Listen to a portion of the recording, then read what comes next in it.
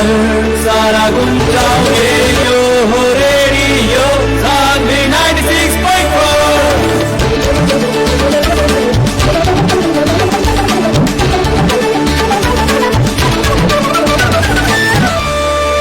Radio Saanvi 96.4।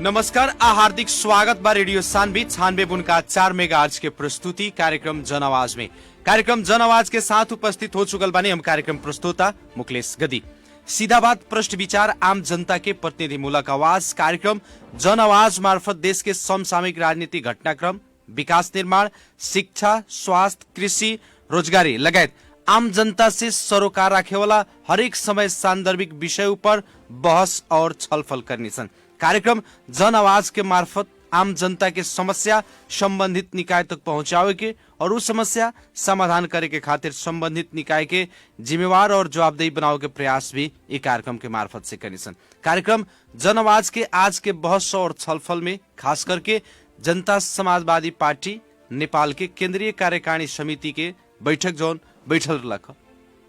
और बैठक से का निर्णय भई, जैसे कि व्यापक चर्चा में रहे कि जनता समाजवादी पार्टी के दोनों अध्यक्ष लोग के बीच में मनमुटाव हो गई बा, दूरी पैदा हो गई बा। ऐसे जनता समाजवादी पार्टी और फुट के संघर्ष में बाटे लगायत विभिन्न विषय जनता समाजवादी पार्टी के बारे में आवत लग और उ जौन भी बात आयल केंद्रीय कार्यकारिणी समिति के निर्णय से, कार्यकारिणी समिति के बैठक से का निर्णय भइल था लगायत विभिन्न विषय पर आज हमनी के बहस और छलफल करेम सन। कार्यक्रम जन आवाज के आज के बहस और छलफल में सहभागी करिले बनी सन पूर्व राष्ट्रीय सभा सदस्य एवं जनता समाजवादी पार्टी नेपाल के कार्यकारिणी समिति सदस्य रमेश प्रसाद यादव जी के, और वहां से हमनी के आज कार्यक्रम जन आवाज के बहस और छलफल में खास करके जनता समाजवादी पार्टी के कार्यकारिणी समिति के का निर्णय कैला, आगामी निर्वाचन में कौना ढंग से जनता समाजवादी पार्टी नेपाल सहभागी हुई लगायत विभिन्न विषय पर हमने के बहस और छलफल करम सन। और कार्यक्रम जन आवाज के आज के बहस में हमने के अतिथि पूर्व राष्ट्रीय सभा सदस्य एवं जनता समाजवादी पार्टी नेपाल के कार्यकारिणी समिति सदस्य रमेश प्रसाद यादव जी हमनी के फोन संपर्क में जुड़ चुकल बानी। स्वागत बा कार्यक्रम जन आवाज में। धन्यवाद जनवाद रेडियो परिवार के सब साथी लोग के जी। अब जैसे कि हमनी के कार्यक्रम जन आवाज के आज के बहस शुरू करे के चाहे सन जनता समाजवादी पार्टी नेपाल एगो देश के तीसरका वैकल्पिक शक्ति के अभी जौन वर्तमान कुछ दिन पहले केंद्रीय कार्यकारिणी समिति के बैठक लग उहे से हमनी के शुरू कइल जाओ का बैठक से निर्णय भई। बैठक में हमनी के विगत के राष्ट्रीय सभा के चुनाव जौन भयल उस चुनाव में हमनी के 2 सीट पर चुनाव लड़नी गठबंधन के द्वारा, ओकरा बारे में भी हमनी के थोड़ा सा समीक्षा छलफल भयल। ओकरा बाद हमनी के मंगसिर अगहन 5, 6 और 8 गते के बैठक भयल। वो बैठक से हमनी के विभिन्न किस्म के जौन एजेंडा सब तय भेल, हमनी के जौन सब बात सब भयल जी, वो बात के संबोधन वो बेरा ना होके सकल टाइम के अभाव से वो बारे में भी बात आयल उठल कार्यकारिणी में। ओकरा बाद साथी लोग से बात आयल कि हमनी के जौन वैकल्पिक शक्ति निर्माण करे के विजन से हमनी जौन आगाड़ी बढ़नी जनता समाजवादी पार्टी विभिन्न स्कूलिंग से आके एगो मिशन पर जौन जोड़ के हमनी पार्टी बनौनी और राष्ट्रीय चरित्र के पार्टी बने के चाहिए। उनमें समावेशी नेतृत्व के बाद हमनी के उठल सब जात जाति के झलके के, सब जात जाति के पहचान आवे के, जहाँ 3 क्लस्टर और फिलहाल में शुरू कर जाओ जनजाति खस आर्य मधेसी से लेके आगाड़ी बढ़ल जाओ। ये सब सारे विषय सब पर बात आयल। ओकरा बाद अपने के केंद्रीय कार्यकारिणी समिति के बैठक के बात आयल, फिर कब बैठे के, केंद्रीय समिति के बैठक बैठे के, विधान अधिवेशन के बात करे के, महाधिवेशन के बात करे के, और पार्टी में थोड़ा सा पिकनिक जौन सब बात सब बा, उस सब बात के समस्या के समाधान करके आगाड़ी बढ़े के, इस सब चीज के 12 गो एजेंडा हमने के दिन तय भेल। 12 एजेंडा पर हमने के अभी छलफल दुनिया के विषय भल, कुछ पिकनिक बात सब आयल। वो बात सके 3 आदमी के हमने के जिम्मा देनी सन, अपनी के जसपा पार्टी के कार्यकारिणी सदस्य हमने के नेता माननीय उपेंद्र यादव जी के, संघीय परिषद डॉक्टर बाबूराम भट्टराई जी के, वरिष्ठ नेता अशोक राय जी के, 3 आदमी के हमने के जौन सभी बात बा, वो बात की एकदम समधुर रूप से अपने लोगन मिला के आया के फिर बैठक बैठावे के बात हमने के अगाड़ी वो लोग जिम्मा हमने के देनी से उनके बैठक से। अब जैसे कि रमेश सर, खास में देखल जाए तो जनता समाजवादी पार्टी के संघीय परिषद अध्यक्ष एवं केंद्रीय अध्यक्ष, दोनों अध्यक्ष के बीच में दूरी पैदा हो चुकल बाटे। जनता समाजवादी पार्टी नेपाल अब फूट के संघार में बाटे। विभिन्न किस्म के यावत चर्चा परिचर्चा होत रहलक। कुछ दिन पहले एकरा विषय में केंद्रीय कार्यकारिणी समिति में का छलफल भइल और जौन अध्यक्ष लोग के बीच के जौन दूरी रहे, मनमुटाव रहे, वो खत्म हो गई कि अभी ले बढ़ले बा? उमें देखल जाओ, ये तो हमने के आज जन आवाज अपनी के लाखों जनता लोग सुन रहल बा, औसन सब बात सुना बा। हर पार्टी में अपन वैचारिक छलफल, अपन पार्टी के विधान के अनुसार पार्टी चलता कि ना चलता, नेता कार्यकर्ता लोग के कहाँ कमी कमजोरी बा, ये सब बारे में तो सब पार्टी में छलफल होखेला। छलफल से ही एगो वैचारिक बात से एगो निष्कर्ष निकलेला, ऊपर तय होखेला। जहां तक ले फूट के जहां बात बा, औसन बात पार्टी में कहीं नहीं छे। वैचारिक छलफल के बात से बा तत्कालीन सपा और राजपा पार्टी के एकीकरण जौन भैल, वो एकीकरण के जौन विधान बनल, वो विधान में 2 गो अध्यक्ष की व्यवस्था कल गेल। वो बारे में थोड़ा सा छलफल और थोड़ा सा साथी लोग के मनमुटाव बा ई बात में कि ना 2 अध्यक्ष रह के ही पार्टी के आगाड़ी बढ़ावल जाओ। वो ठीक रही कि हमनी के जनजाति के हमनी के अशोक राय जी के आगाड़ी सर ले बन सकी। जनजाति के देश में बहुत लम्हर संख्या बा, मधेसी के भी संख्या बा, दोनों के चेहरा झलको। और संघीय परिषद अध्यक्ष बाबूराम जी बारन एगो देश के प्रधानमंत्री बनल बहुत लम्हर विद्वान विजन वाला लोग बान, ताकि हमनी के हिमाल पहाड़ तराई मधेश समेट के आगाड़ी बढ़ल जाओ। पार्टी फूटे की अवस्था कोनो नहीं, वैचारिक छलफल बा। और मीडिया वाला लोग के थोड़ा सा कहीं से साथी लोग कोनो बात आए रही लोग, लेकिन पार्टी भीतर औसन किस्म के बात नहीं थे। थोड़ा सा जो मनमुटाव बा संघीय परिषद डॉक्टर बाबूराम भट्टराई जी के, कार्यकारिणी अध्यक्ष माननीय उपेंद्र यादव जी के लगायत कार्यकारिणी साथी लोग के जौन अपन वैचारिक बात के छलफल जौन बा, ओकरा के ही इहे सब मनमुटाव के मिलावे के लिए अपनी बैठक से तो पता लागल होई कि कौना विषय पर कौना कारण से मनमुटाव पैदा भइल बाटे। मनमुटाव होखे के कारण कोनो ना भाई, पार्टी में हमने के काबा की समावेशी पार्टी बनावे के लेल एकल नेतृत्व ना होखो, सामूहिक मतलब कि समावेशी नेतृत्व होखो, सामूहिक निर्णय होखो। ये सामूहिक निर्णय हो भेला से का हुई कि सब साथी लोग के विचार के समेटल जाई। और ये हर मतलब कि खसार के जनजाति के मधेसी के 3 आदमी के कम से कम 3 क्लस्टर से हमनी के शुरुआत करके पार्टी की आगाड़ी जो बढ़ावे के बात जो आयल बा, विधान में भी हमने के बा, ओकरा के लेके थोड़ा सा मनमुटाव कथी कहल जाए तीतापन बा। लेकिन इस समस्या के समाधान लगभग जिन लोग के जिम्मा देहल बा, उसलट भी जाए वाला बा, कोनो लम्हर बात सब ना बा। ओकर हमनी के आदरणीय अध्यक्ष हमनी के पार्टी के माननीय उपेंद्र यादव जी ऊपर बहुत ज्यादा चासो ले बन, चाहे कि पार्टी के जोड़े के मिलावे के, हिमाल पहाड़ तराई जोड़े के, उनकर बहुत बड़ा भारी विजन बा, विद्वान बन ए पर उनकर एकदम पहल बा, आगाड़ी बढ़ रहा बा। सब लोग मिलावे के डॉक्टर से सब लोग से बात हो रहा बा, उसमें कोनो खास मनमुटाव। लेकिन केंद्रीय कार्यकारिणी समिति के बैठक से पहले जौन एगो अवस्था आयल रहे, आम जनता समाजवादी पार्टी के नेता और कार्यकर्ता में कहीं ना कहीं एगो मन में डर सा पैदा हो गई रहे कि पार्टी के जो पछिलका गतिविधि रहे एक कारण से पार्टी कहीं फूटी की का हुई कह के बहुत बड़का कहने की शंका उपशंका होत रहे। लेकिन अभी के कार्यकारिणी समिति के बैठक से शायद घटना टरल लागत अपने की देखल जाओ कथी बात बा कि हम पहले भी अपने के कहनी है कि हमने के विभिन्न स्कूलिंग से, नया शक्ति पार्टी से, संघीय समाजवादी से, फोरम से, राजपा ही 6 दल बन के एगो राजपा आग बन के विभिन्न स्कूलिंग से नेता लोग आयल बा। विचार थोड़ा सा फर्क हो सकता, लेकिन मिशन जौन एजेंडा जौन बा जौन हमनी के राष्ट्रीय स्तर के वैकल्पिक पार्टी, राष्ट्रीय चरित्र के पार्टी बनावे के जौन हमनी के बात सबा,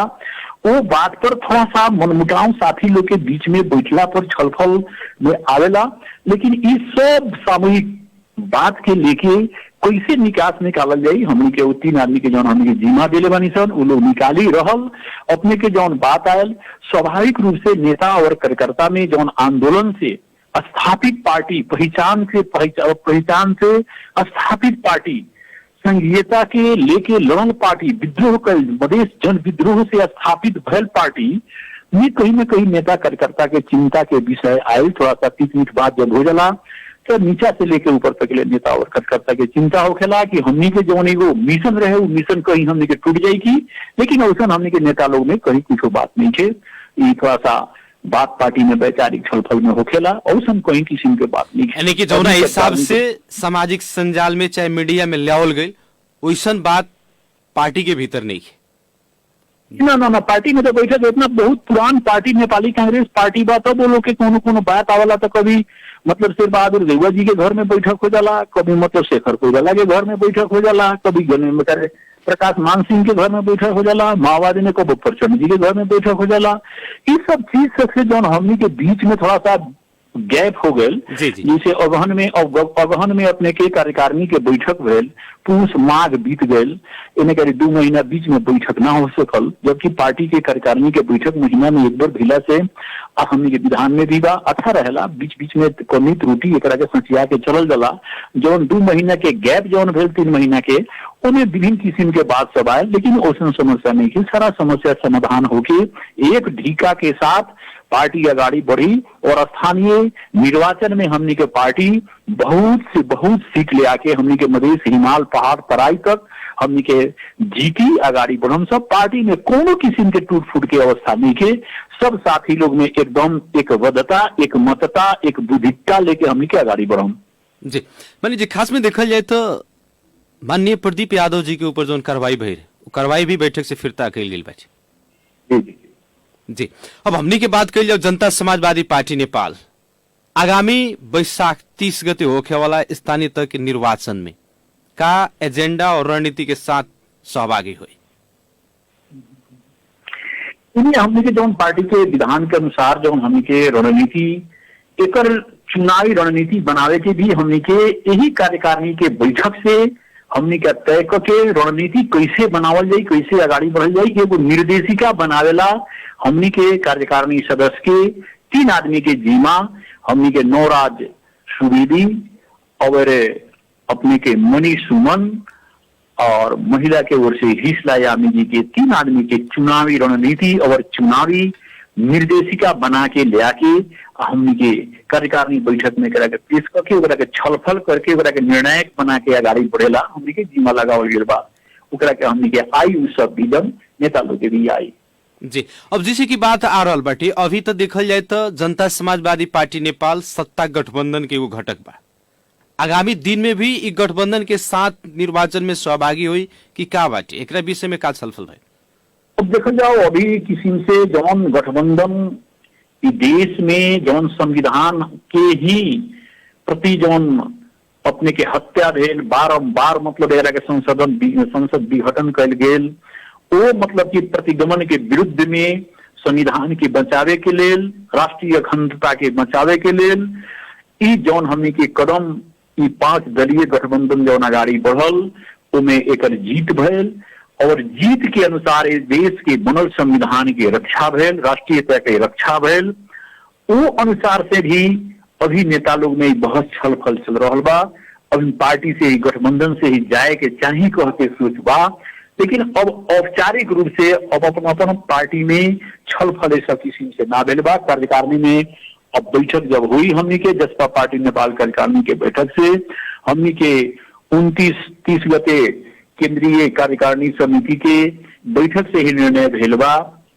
ए पर अभी थोड़ा सा ठप घट बात हो सकता, तो केंद्रीय समिति के बैठक से भी एगो रणनीति चुनाव के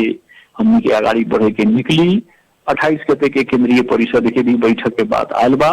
लेकिन एक डेट अभी माइनर से निर्णय अभी ना भेल बा। अब आयल बा एक पर हमनी के आगाड़ी बढ़म सन सब चीज से लेके जी। अब जैसे कि देखल जाए खास में अभी हमनी के 2074 साल के स्थानीय तह के निर्वाचन के बात कही जाओ, चाहे प्रदेश के चाहे संघीय निर्वाचन,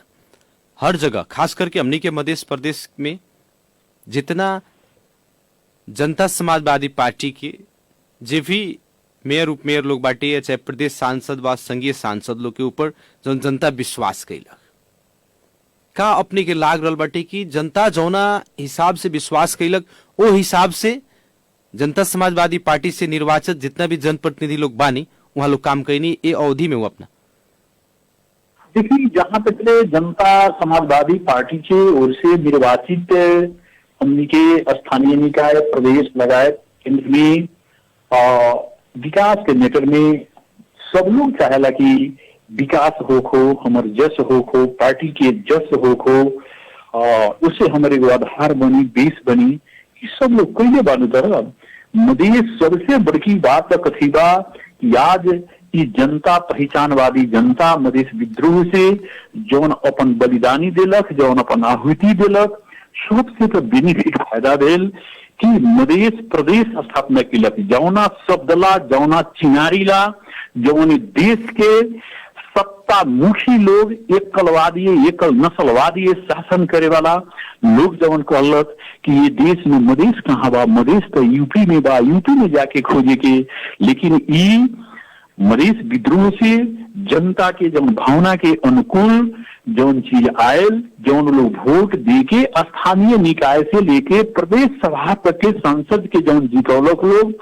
वो वहां के भावना के अनुकूल मधेश परिदेश जब स्थापना हो गई, घोषणा हो गई, सबसे बड़का भारी विकास, सबसे बड़का भारी जीत, सबसे इस शहीद के सपना, पहचानवादी के सपना स्थापित कैलक। इससे लम्हर विकास कौन हो सकता? जौन बलिदानी हमने के वहां के जनता दिलक, जौन शहादत प्राप्त कैलक, वो विकास के लेल तो विकास स्थापना हो गई। जौन विकास के नाम हो अपने के मधेश प्रदेश रहल, जहां तक ले फिजिकली रूप में जौन विकास बा, रोड, सड़क, अस्पताल, ये तो चीज सब लोग कैल ही बा, हर काल में भइल बा।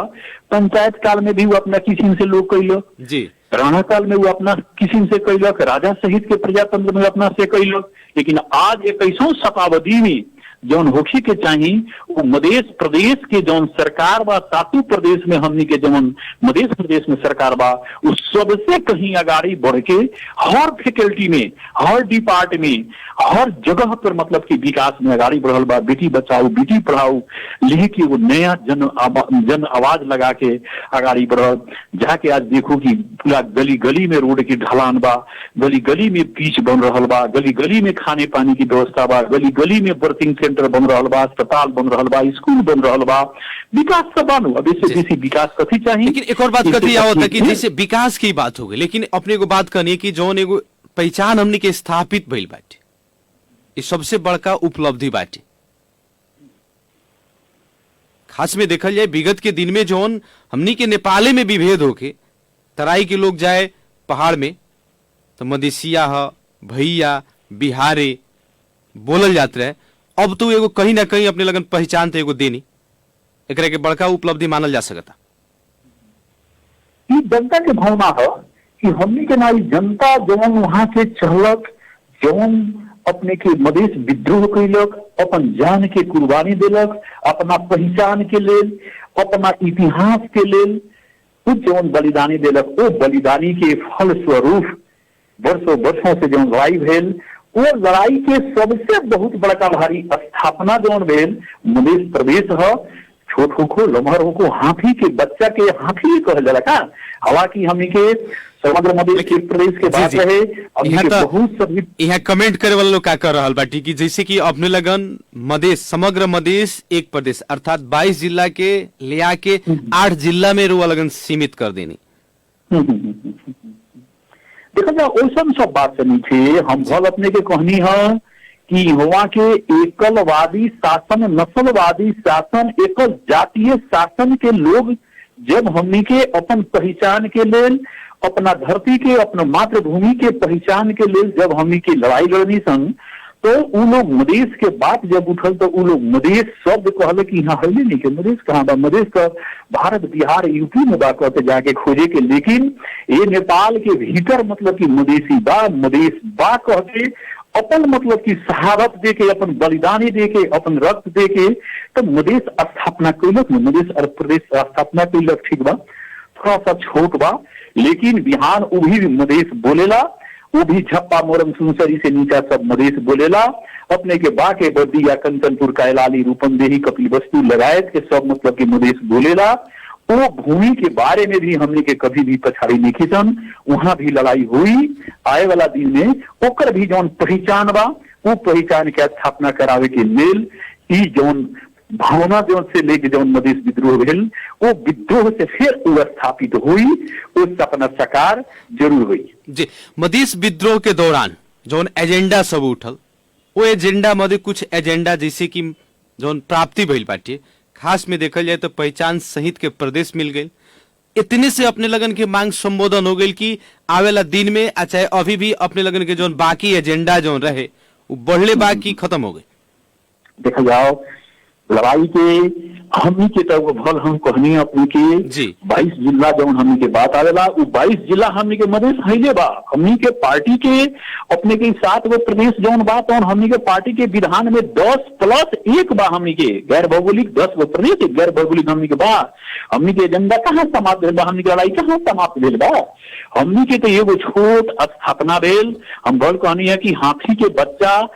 छोट होकर या लम्हर होकर हाथी बोलेला, मधेश प्रदेश एगो स्थापना भैल। लेकिन आए वाला दिन में जौन हमनी के एगो विजन पार्टी के जौन विधान बा, वो 10+1 के जौन अवधारणा बा, वो ये हमनी के लड़ाई लड़म, ये हमनी के आगाड़ी बढ़म। और जौन ओकरा की खुमचियावल गेल बा, छोट कल गेल बा, ओकरा बारे में भी हमनी के जो नीति बनल बा, वो नीति के अनुसार हमनी के चलम। शहीद के सपना पूरा हुई, इनमें कहीं दो मत की बात नहीं है। एक और बात कथी आ रहल बाटे कि स्थानीय तक के निर्वाचन नजदीक बाटे, निर्वाचन के दौरान में विभिन्न किस्म के प्रोपगेंडा सब फैलावल जाला। अभी जनता समाजवादी पार्टी यानी मधेसी दल के विरोध में, चाहे मधेसी दल के विपक्ष में आवाज सब आ रहल बाटे कि ई लोग का कैलक अभी तक, का कहे के चाहे में आज जी कहता कि ई लोग का कैले बा, या मधेश के पूरा जनता उतर के अपन इतिहास, अपन पहचान, अपन शान, अपन मान के लेल जब आगाड़ी बढ़ के आंदोलन में रहे, अपन जान के कुर्बानी देते रहे, तो शायद जे ई लोग कहे वाला जे लोग बा, शायद वो दिन का जाने वो लोग कहाँ रहे, केने लुकाल रहे लोग, कौना दिल में रहे लोग, कौना घर में रहे लोग, शायद खैर उन्हें लोग बताई। लेकिन यहाँ तक ले आज जौन मधेश में जाके बड़े बड़े मुख से नेता लोग बोलता, जैसे माओवादी के नेता हमनी के प्रचंड जी जाके आज मधेश में के बात करते रहन, तो वो तो अपन के वो मधेश के का हो गए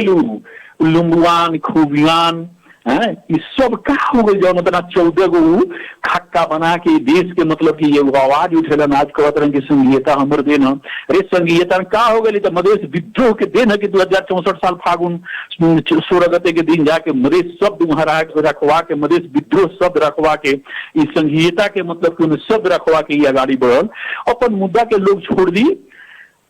आगाड़ी बढ़ जाई, अपन कथी के एजेंडा बा भुला जाई, बिना एजेंडा के लोग पार्टी बना के लड़ाई लड़ी और दूसरा के शिकायत करते। तो प्रकृति के नियम बा, अच्छाई के बुराई बनानी पूरी दुनिया की पुरानी आदत है। तो खैर स्वाभाविक रूप से बात बा, पार्टी के चुनाव के बारे में तो कमजोर कहाँ पड़ल ओकरे के लेके लोग आगाड़ी बढ़ी। तो हमने में कथी कमजोरी बा, हमने के जौन मधेश के लिए लड़नी से जौन मधेश प्रदेश स्थापना के लिए बानी सन, सब जनता के भावना के अनुकूल, सबके मांग के अनुकूल, सबके लड़ाई के मैदान में ये चीज सब लोग मिल के कैले बा, वो में कहीं कमी कमजोरी नहीं है। शिकायत करे वाला लोग अपन करबे करी, बनाई, ये अधिकार बा, स्वतंत्रता बा, केकरो पर कोनो टीका टिप्पणी नहीं है। लेकिन अभी देखल जाता खास करके स्थानीय तह के निर्वाचन के लक्षित करके हर एक पार्टी आंतरिक रूप से होके या बाह्य रूप से अपन संगठन विस्तार के कार्यक्रम चाहे निर्वाचन के तैयारी में जुट चुकल बा। ई अवस्था में जनता समाजवादी पार्टी के अवस्था का रहल बाटे। जनता समाजवादी पार्टी के तभी हमनी का अपन सब फैकल्टी बा, नीचा के प्रदेश के भी हमारा अपन ये प्रदेश कमेटी जो गठन भेल बा, सब लोग लाग रहल बा, जिला के संगठन विस्तार हो रहल बा, वार्ड हो रहल बा। हमनी के 4 महीना सूझ अभियान के निशन हर वार्ड में हमारे जनता समाजवादी पार्टी पहुंचल बा, हिमाल पहाड़ तराई में पहुंचल बा। हमरे के अपने आज ले आयल बानी रमेश यादव के 3 नंबर के, मतलब कि 3 नंबर प्रदेश के 13 जिला में हमार मिल रहे भाग, हम जाके 13 जिला में वार्ड में सूझ अभियान करवले बानी। गंडकी प्रदेश में 10 गो जिला में तनहू लगायत सब में कैले बानी। हमने के संगठन तो एकदम बलियो बन रहा बा, दरो बन रहा बा। हमने के हिमाल पहाड़ तराई के कोना कोना में मतलब कि हमने के झंडा फहरा रहा बा। जसपा पार्टी नेपाल के हर जगह मतलब कि जसो गुण गा रहा बा कि हमने के अपन पहचान के लिए जौन अगाड़ी बढ़ल बनी सन, वो हमने के एक कदम अगाड़ी बढ़ल बनी सन। दूसर का कदम के जीत के लिए फिर हमने के अपन एकदम पूरा हाथ में हाथ हिमाल पहाड़ तराई से मिला के जोड़ के हमने के अगाड़ी बढ़ रहा बनी सन। कतई पछाड़ी हमने के नहीं सन। जनता समाजवादी पार्टी के एगो मेन एजेंडा का रहे कि देश के एगो तीसरका वैकल्पिक शक्ति के रूप में अपना के स्थापित करे की का जनता समाजवादी पार्टी जो एगो सोच बनैलक का उस सोच मुताबिक उहे ट्रैक पर चल रहा बाटे? अभी चल रहा बा, तो चल रहा बा। वैकल्पिक शक्ति बनावे के जौन बात बताऊं तो चल रहा बा। आने वाला दिन में एकदम देश के वैकल्पिक शक्ति के रूप में ही रही करके बनाई तो हमने के आज अपने के नेपाली कांग्रेस जौन बा, वो अपने के वो उदारवाद लोकतंत्र के बात बा, अपने के नेपाल कम्युनिस्ट पार्टी वो समाजवाद के करे साम्यवाद के बात बा। हमने के एगो तो दोनों के बाहेक इस सब के जौन सोच बा, जौन देश के 2 पार्टी सिस्टम में ले जाए के ओकरा के चीर के हमने के उन्नत समाजवाद पार्टी के हमने के जौन जसपा पार्टी के वो अवधारणा लेके जौन हमने आगाड़ी बढ़ल बानी सन। देश के वैकल्पिक शक्ति हमने के बनम रहबे करम, हाइलही भी बानी। आए वाला जौन दिन बा वो बेरा भी थोड़ा सा कहीं न कहीं कभी कमजोरी 74 साल के चुनाव में बहुत जगह तक तत्कालीन राज्यपाल रहे भाग ना ले लग। जैसे 2 नंबर प्रदेश वो बेरा के नाम रहे जौन आज मध्य प्रदेश हमने के आज घोषणा भेल, ओमे मात्र दोनों पार्टी एक रूपता होके मतलब अलग अलग से जाके भाग लेके आज मध्य प्रदेश में जौन प्रदेश सभा के चुनाव लड़ल, वो डिजाइन से यदि आज हमने के पश्चिम में पूरब लड़ रहती सन तो ई दिन हमने के बहुत आगाड़ी रही। लेकिन आए वाला दिन में हमने के हर प्रदेश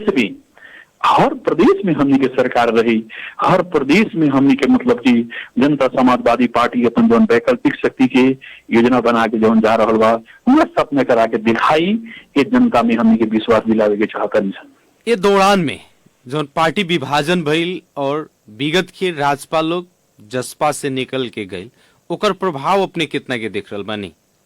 देखो ओकर प्रभाव तो जनता खुद मूल्यांकन करी,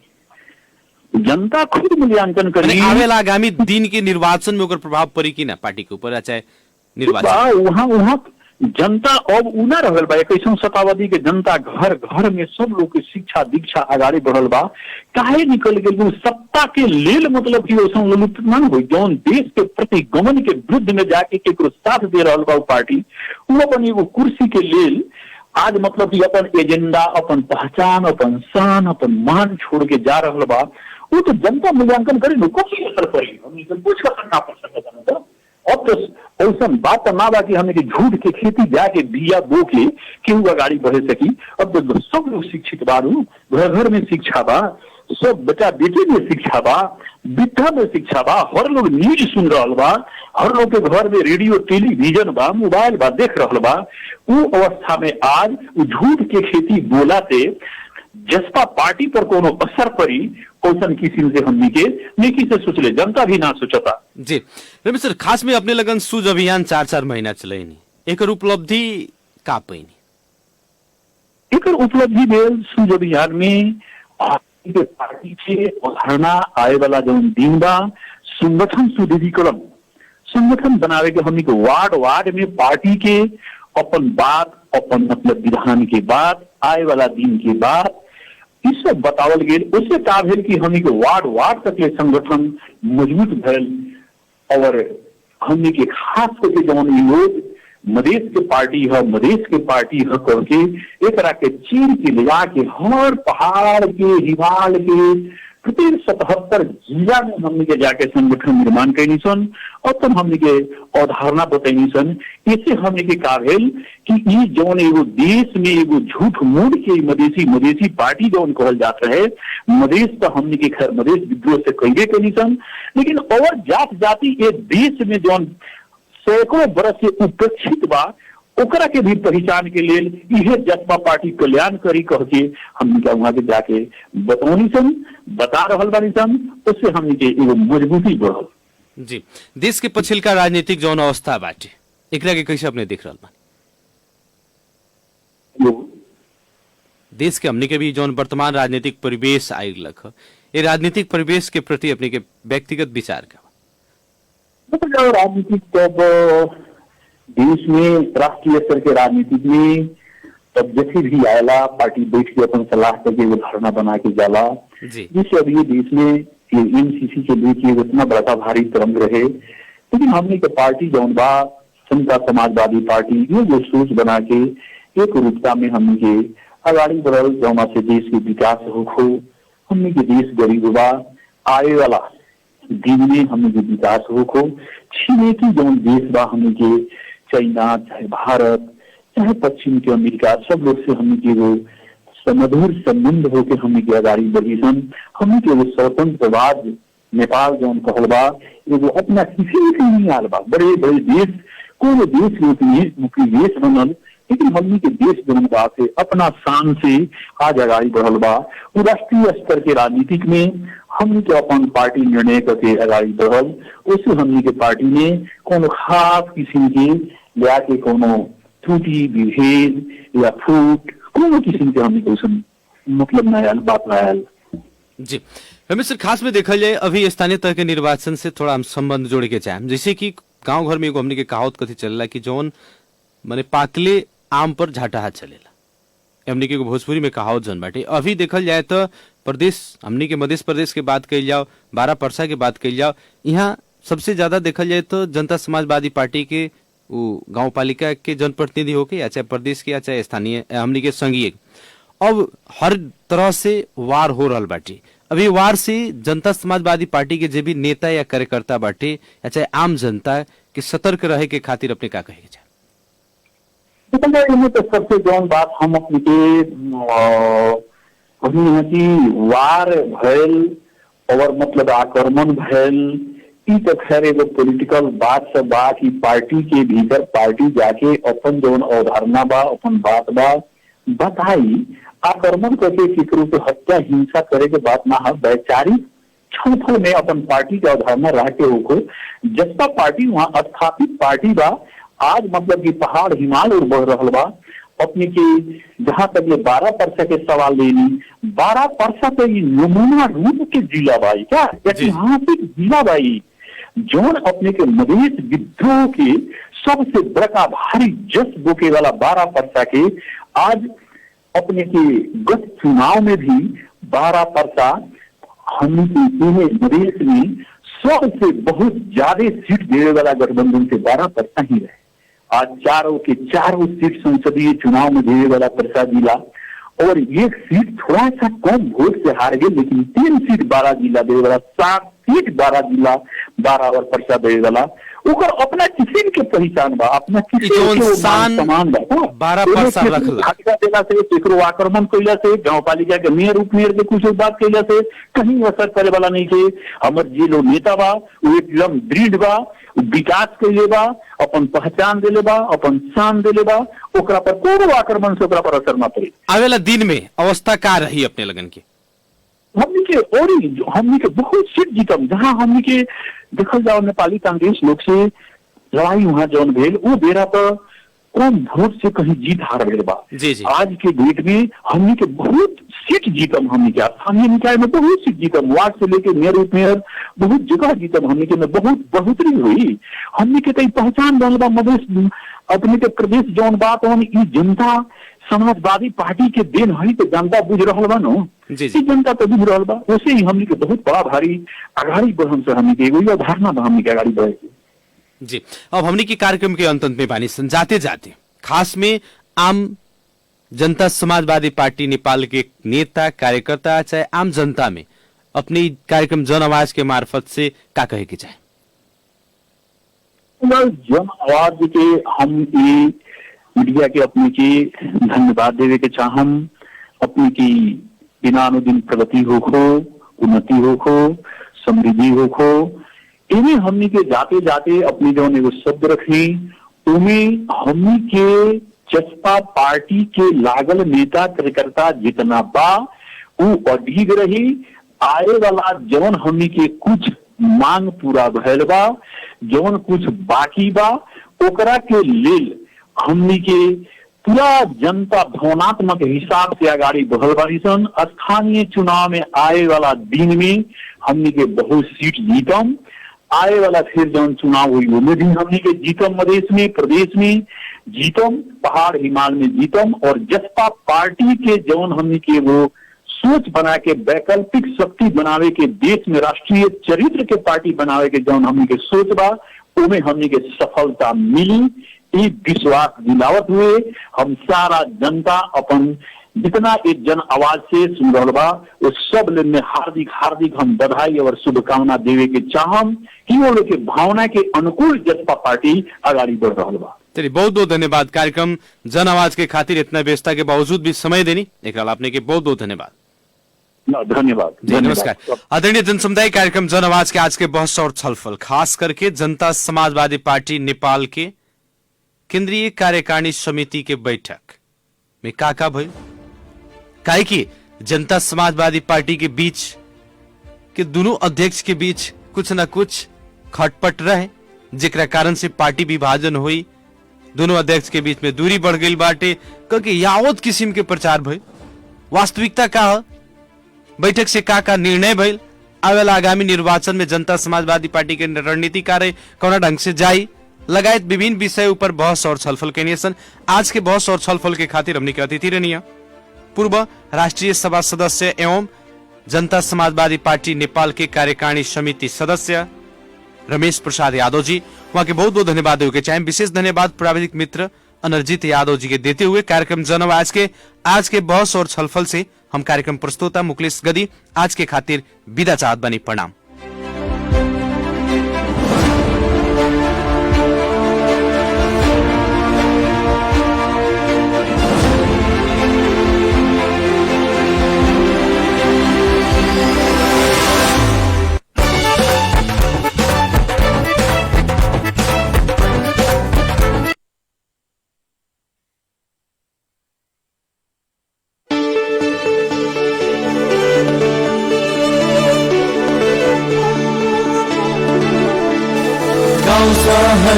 सारा गुंजाउने यो हो रेडियो सान्वी 96.4